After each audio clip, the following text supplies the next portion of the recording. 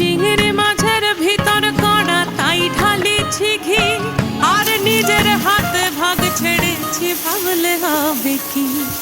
চিংড়ি মাছের ভিতর কড়া তাই ঢালিছি ঘি, আর নিজের হাতে ভাগ ছেড়ে